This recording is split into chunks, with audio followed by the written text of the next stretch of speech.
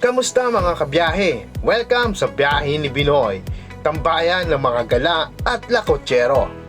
Dito, sama-sama nating i-explore ang magagandang lugar, masarap na pagkain at kakaibang kwento sa bawat biyahe.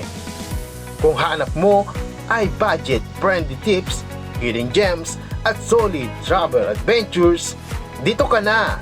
Tara, sabay nating tuklasin ang mundo. Gala is life, kwento is forever. Ngayon, isang bihirang pagkakataon ang ipapakita ko sa inyo. Andito tayo ngayon sa shipyard kung saan nakadry dock ang aming barko at makikita natin ng buo ang hull ng barko mula sa taas hanggang keel. Tara, samahan nyo ako. Grabe, tingnan nyo to.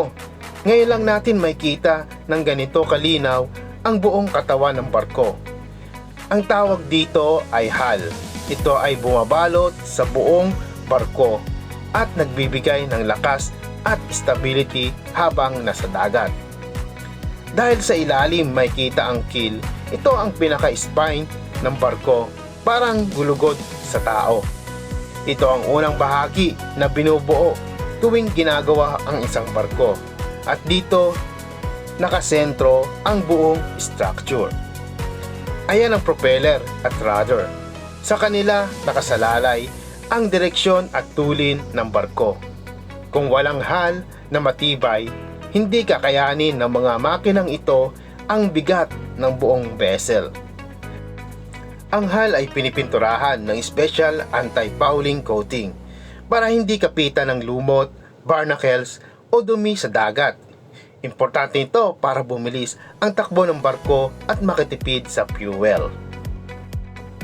Ang kapal ng bakal ng hull ay umaabot ng ilang sentimetro, depende sa area. Ibang klase ang engineering ng barko na ito. Kaya niyang tumawid kahit sa Arctic ice. Napaka-rare makita ang ganitong klaseng tanawin. Ang barko na ito ay isang obra maestra ng marine engineering at ang hull ang pundasyon ng lahat ng yan. Kung nagustuhan nyo ang aking vlog na ito, don't forget to like and share at follow. Gala is life, kwento is forever. Dito lang yan sa Biyahe ni Binoy. Tara, explore tayo!